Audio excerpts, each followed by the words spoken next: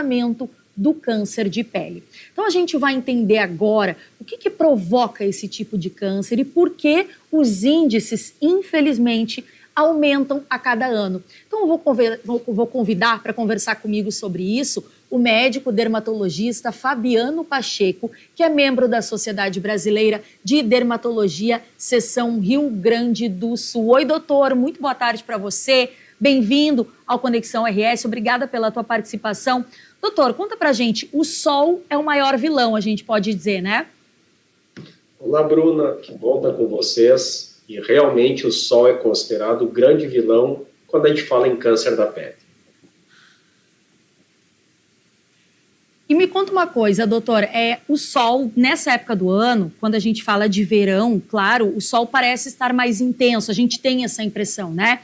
Mas eu queria lhe perguntar, quando a gente fala de câncer de pele, a preocupação não deve ser só no verão, deve ser o ano todo, né? A gente fala no câncer da pele como um somatório de exposição da pele uma vida inteira ao sol. Então o sol é uma radiação, a radiação chamada ultravioleta, e essa radiação ela tem um efeito de acúmulo a vida inteira.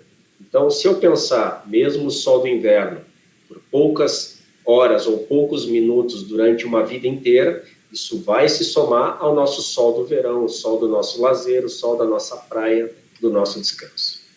E quais são, doutor, os sinais mais visíveis? As pintas comuns, que começam a ter formatos diferentes, começam a ter cores variadas dentro da mesma pinta, ou uma ferida que não cicatriza, uma casquinha que está sempre indo e voltando, sempre são sinais de alerta para que essa pessoa busque a avaliação do seu dermatologista para que ele possa tomar uma decisão muito tranquila em relação a manter ou mesmo remover aquele sinal diferente. E vamos lá, doutor, o que a gente pode fazer para evitar o aparecimento do câncer de pele? Além da questão da exposição ao sol e, logicamente, do protetor solar.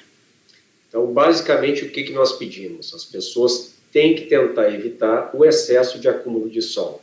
E é importante lembrar que a revisão com o dermatologista ela deve ser anual. É o período ideal que está ela no estágio ainda bem precoce, buscando oferecer para o paciente a cura. Nós removemos aquele câncer da pele, tentando solucionar o problema em definitivo.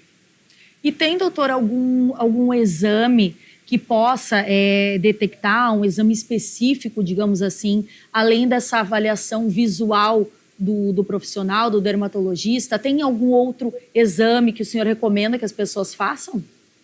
Bruna, sempre que a gente fala em avaliar o paciente, é comum a pessoa, quando vai ao dermatologista, notar que ele usa uma lente encostada na pele.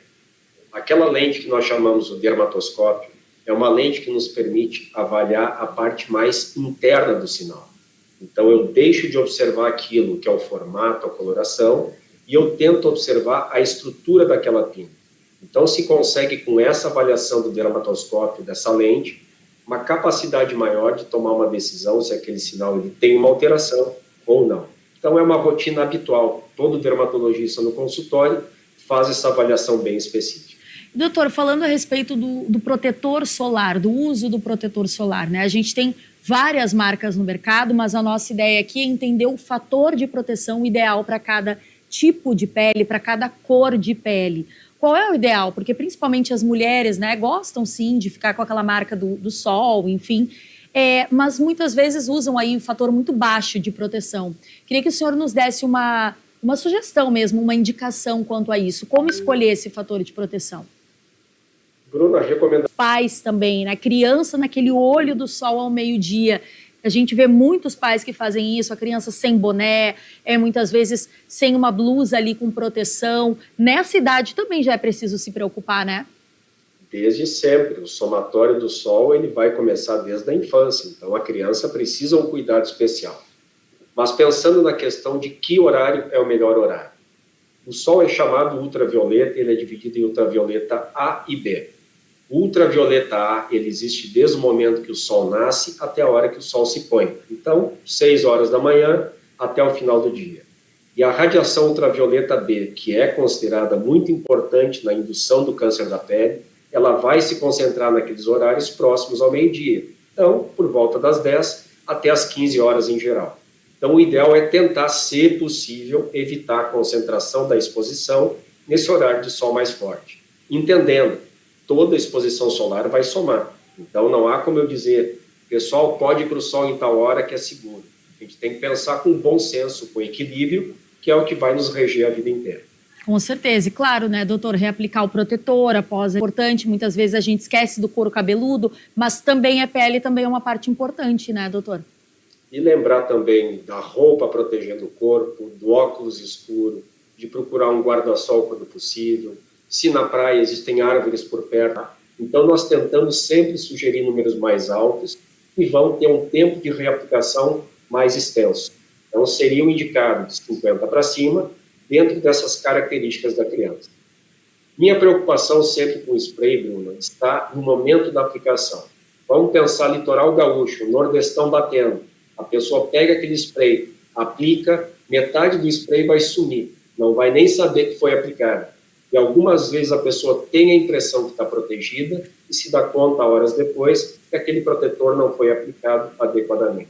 Então o produto em creme nos facilita saber onde ele foi aplicado. Eu acho que isso... Melhor dizendo, né? Os efeitos do sol, de fato, ele é cumulativo. Lembrando também que, claro, o câncer de pele a gente já está falando ali de um estágio mais avançado, mas a gente percebe que pessoas, principalmente que trabalham muito expostas ao sol... É frequente deles e tem sua solução, claro, desde que ele seja removido cirurgicamente daquele paciente. A maioria dos cânceres de pele são de uma outra família que nós classificamos de forma simples como não melanoma, os chamados carcinomas de pele, que tem muito menos agressividade e que nem sempre tem sua solução apenas cirúrgica. Quando são mais superficiais, o tratamento de destruição, de tirar aquela situação de sobre a pele, pode fazer com que o paciente seja curado. O mais importante é esse paciente entender que ele será acompanhado pelo médico dermatologista a sua vida inteira. Não é porque ele removeu um problema de pele naquele momento que ele vai ter alta definitiva. Nós vamos acompanhar aquela pele que foi maltratada pelo sol durante a vida inteira do paciente. E, doutor, vai ter um evento, antes da gente encerrar, vai ter um evento nesse sábado, né? Queria que o senhor falasse um pouquinho como é que vai ser. A campanha do Dezembro Laranja é uma campanha já com mais de 20 anos. Infelizmente. Obrigada, doutor.